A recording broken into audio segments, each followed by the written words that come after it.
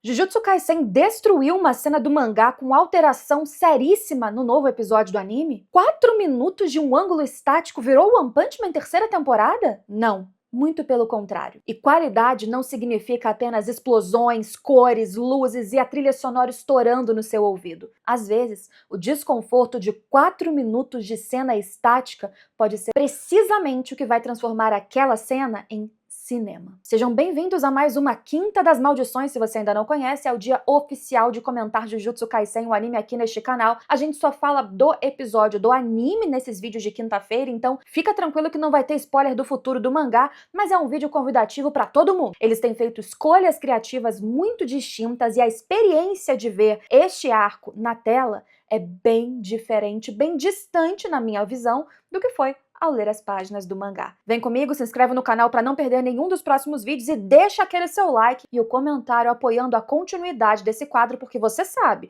os quadros continuam enquanto vocês quiserem deixarem o apoio aqui embaixo, então muito obrigada e bora comentar. Episódio polêmico, talvez, hein? Será que ele vai dividir opiniões? Porque finalmente tivemos Hakari, o feiticeiro que Okotsu, que é o Okotsu, disse que é mais forte que ele, que foi expulso por algum motivo da escola de feitiçaria Jujutsu. Fushiguro e Itadori Yuji foram atrás do Hakari para tentar trazê-lo para o plano de acabar com a migração à extinção. Eles precisam de feiticeiros fortes para conseguir atingir ali a meta de 100 pontos pelo menos e mudar as regras do jogo e tentar, inclusive, o mais urgente agora, impedir que a irmã do Fushiguro precisasse participar dos jogos. Só que o episódio não começa com isso. Na verdade, a cena que potencialmente foi polêmica, a escolha de mudança em relação ao mangá, foi lá pro final, a gente vai comentar sobre isso, mas o episódio abre com drama, com morte, com coisa impactante, e não menos importante do que vem depois. Talvez só menos importante do que a promoção para você ganhar uma camiseta com estampa como esta aqui que eu estou utilizando, mais de uma estampa inspirada no universo de Jujutsu Kaisen, mais ou menos discreta para você que gosta de usar camisetas inspiradas no universo de animes, e a promoção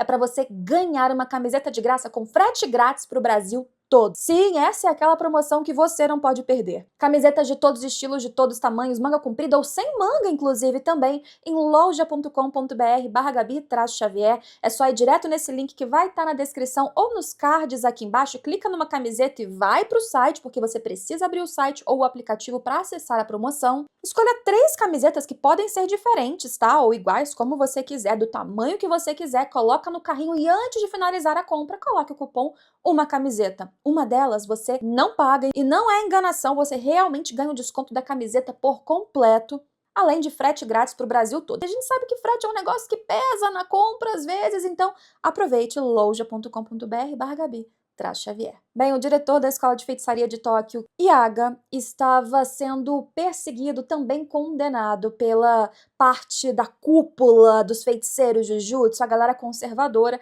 que depois que o Gojo foi selado, eles falaram: opa, não tem mais o Gojo pra vir aqui acabar com a gente se quiser, então bora acabar com tudo que a gente pensa, né? Execução do Itadori, ninguém pode soltar o Gojo, obviamente, vamos também atrás do Yaga, porque o Yaga, ele foi o cara que incentivou essa discussão, essa briga entre Geto e Gojo, e por isso que Shibuya aconteceu. É tudo culpa dele também, e mais, o cara consegue dar vida a cadáveres, colocar almas em objetos inanimados, e essas almas não estão atreladas à sua energia amaldiçoada. Os objetos são sencientes, eles têm energia amaldiçoada própria. Esse cara é um perigo. Ele vai ser classificado, então, em feiticeiro nível S, classe especial, porque assim ele é também considerado um perigo, uma máquina, um monstro. Ele pode ter um exército e acabar com todo mundo. E aí, ele se torna persona não grata e o Panda estava lá preso para atrair o Yaga e acabarem com ele. A gente sabe que essa estrutura dos feiticeiros Jujutsu é altamente corruptível. O próprio Yaga, ele incentiva sutilmente os seus estudantes, o próprio Gojo e Geto, a questionarem o que está acontecendo, mesmo que ele obedecesse ordens. Ele não era exatamente aquele que concordava com tudo que era dito e estabelecido. As regras são definidas de cima para baixo. Existe uma cúpula, existem os 3 clãs, as 3 maiores famílias que podem interferir e são importantes para terem voz, mas o resto tem apenas que obedecer. Não à toa que os jovens Gojo e Geto eram meio revoltados com isso. O Geto depois se revoltou completamente e vários outros são contra o que é estabelecido, tal como Hakari, que também aparece nesse episódio, por isso que foi expulso, não é mesmo? Só que Kukasabe, ele acaba acaba ajudando o Panda a escapar, até porque ele tinha uma dívida muito grande com o Yaga, que mesmo tendo sim a habilidade, a capacidade de formar um exército independente da sua energia amaldiçoada, como é dito, ele é um cara muito bom. Tanto é que aqueles que ele criou, além do Panda, eram os bichinhos que eram usados para treinamento dos seus próprios estudantes dentro da academia de feitiçaria Jujutsu, e era um que ele criou para dar um conforto a pessoas que eventualmente perderam alguém querido.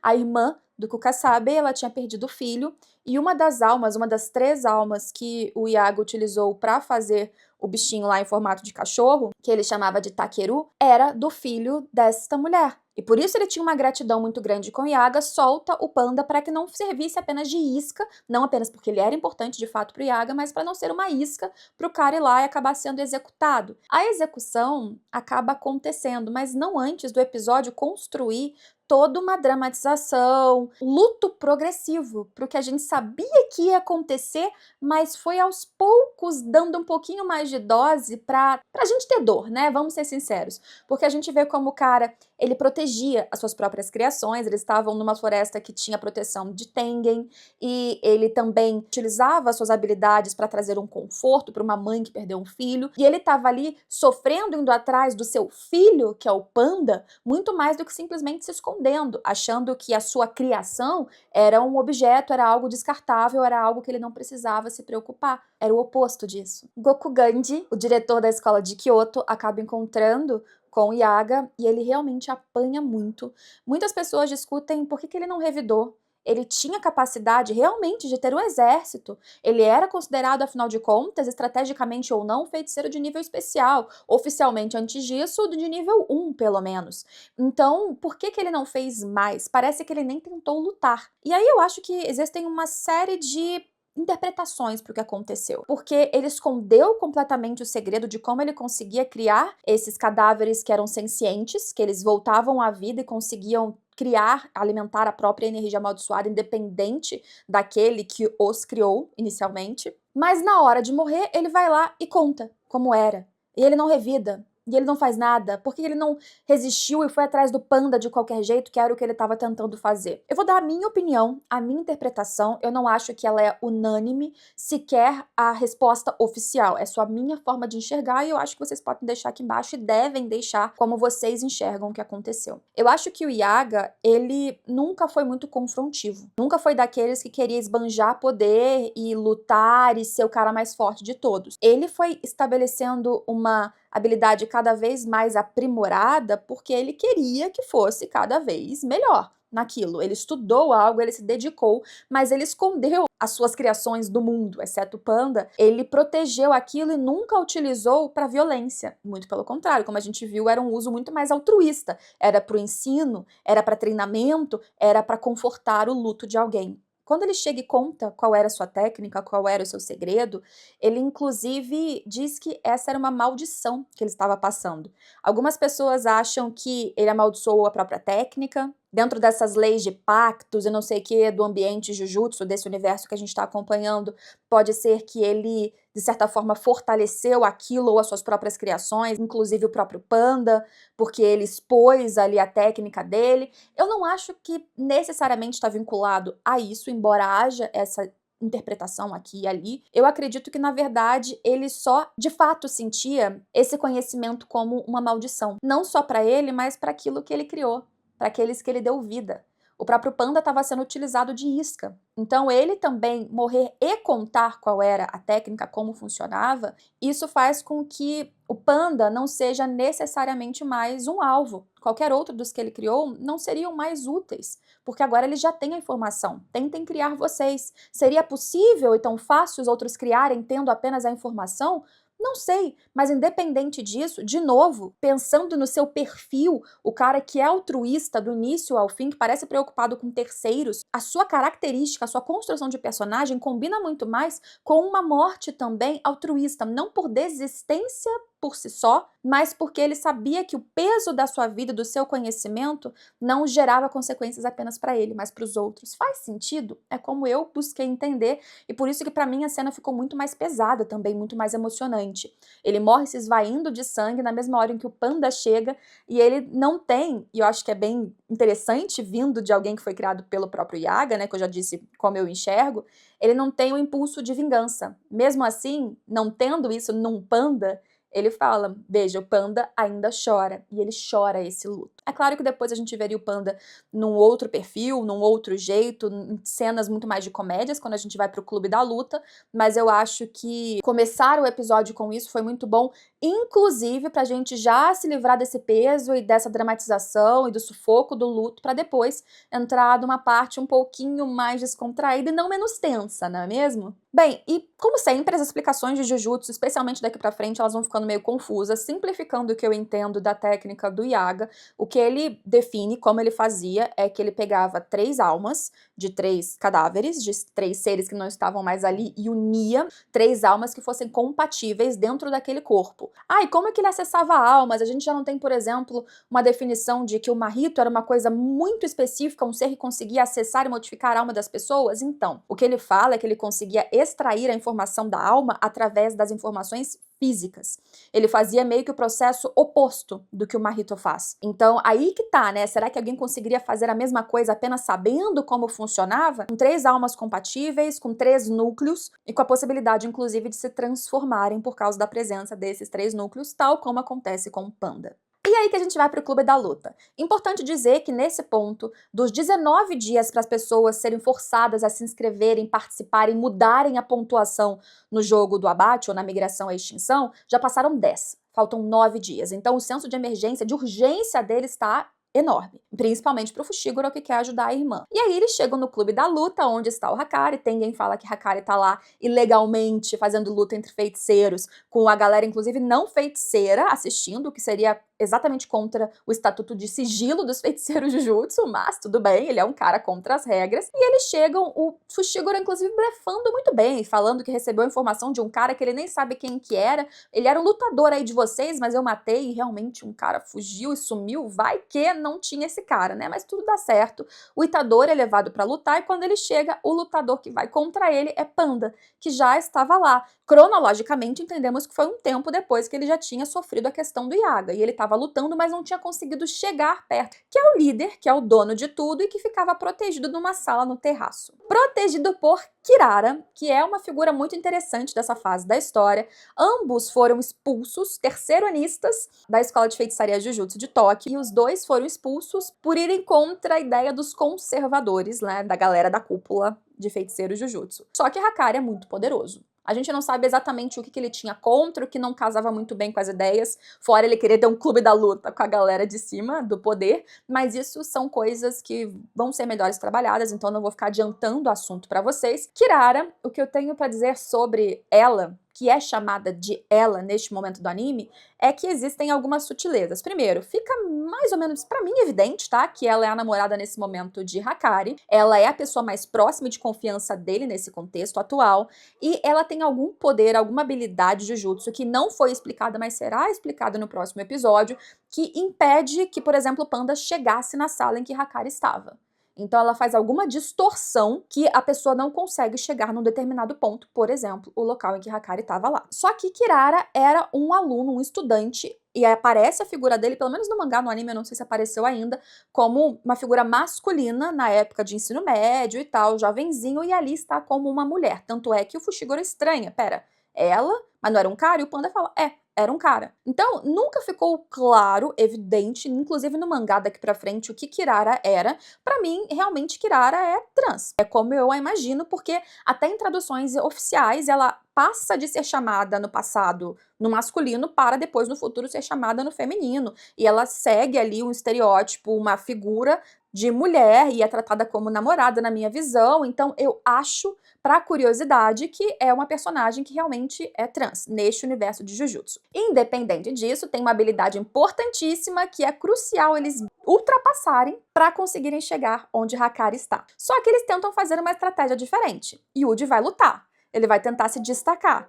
E a luta dele com o Panda é uma encenação maravilhosa, só que não, o Panda é um péssimo ator, mas o Yuji vence e mostra suas habilidades, e ele sobe, então ele atinge a visão da galera que tá em cima, nas arquibancadas superiores, então pro Hakari ele é uma estrela muito promissora, ele chama pra conversa, e aí que vem a cena polêmica. No mangá, era uma cena normal, a conversa de Hakari e Yuji, vários quadros sendo mudados, ângulos diferentes, como geralmente acontece numa cena de diálogo. O que o anime fez? Parece que ele pegou uma câmera, botou ali na entrada, na porta, e a gente fica vendo os dois, um no sofá, a mesinha no meio, e o Itadori aqui em pé em certo momento depois sentado, tudo parado. Não tem uma movimentação, não tem uma trilha sonora, é completo silêncio até o celular começar a ficar piscando e tocando sem parar ali em cima da mesa. Mais nada. Só que não é uma ausência de animação, porque veja só, Hakari e Yuji estão conversando e a gesticulação, igual eu gesticulo aqui o vídeo todo porque eu gesticulo demais, as mãos, a cabeça, os dedos, pegando uma bebida, tomando, mexe pescoço pra cá e pra lá, tudo isso foi muito fluido, muito realista. O detalhe desses movimentos, ainda que não seja aquela cena que você vai pegar e falar assim, nossa, que animação belíssima, que design de personagem espetacular. Não, eles fogem do padrão, mas eles criam uma cena que ainda assim é muito, muito, muito realista. O que eu acho legal? Porque a gente fica ali como espectador numa cena, praticamente uma câmera oculta. A gente tá ali escondidinho, enxergando o que tá acontecendo. E eles vão se movimentando, e aí você sabe que vai dar algum problema, o Itadori não é bom de mentir, a conversa dele tá meio torta, você sabe que o Hakari é poderoso, é perigoso, será que vai acontecer alguma coisa? Ele tá sozinho, e agora? E não tem uma trilha de suspense, que geralmente são aquelas dicas que eles vão te dando nas edições pra falar, pera, a coisa tá piorando, a música tá subindo, tá ficando mais tensa, vai dar um BO. Não, não tem.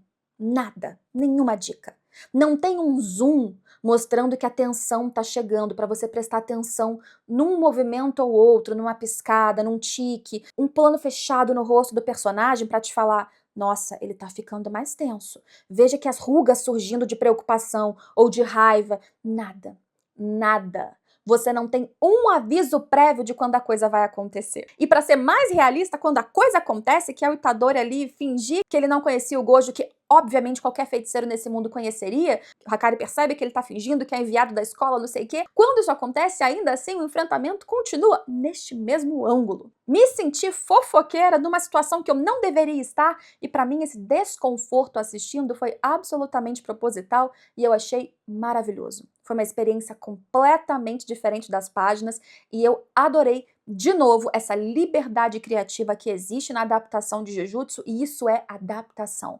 E uma adaptação que novamente foi cinema. E de novo, eu acho que tem inspirações de diretores, mais uma vez como Tarantino, que também tem essa mania de ângulos de câmera e sequências que fogem do padrão, fogem do usual e por isso geram uma sensação desconfortável em quem tá assistindo. Eu adorei. É claro que no final a gente volta de novo pros cortes e closes e aquele traço e que a gente já tá acostumado. No episódio que vem, a gente vai descobrir o que estava acontecendo, porque o celular tocando era um sinal de Kirara de que as coisas estavam erradas. Vamos lembrar que Panda e Fushiguro se encontraram no parquinho ali no estacionamento e definiram um plano de ir acabando com os guardas enquanto Hakari e Yuji estavam lá dentro conversando, achando que Kirara também estaria ali porque ela nunca saía do lado do Hakari, mas ela não estava, não é mesmo? Então o sinal foi dado e alguma coisa está acontecendo lá fora, enquanto Yuji começou a ser atacado pelo cara que teoricamente é mais forte que Yokotsu Yuta. Complicado, mas maravilhoso. Adorei mais esse episódio, que ele é situado como um episódio de transição, preparação para algo maior, vamos lá, luta entre um cara fortão e o protagonista na semana que vem, mas ainda assim consegue ser um episódio chamativo, polêmico, mas para mim polêmico do jeito bom.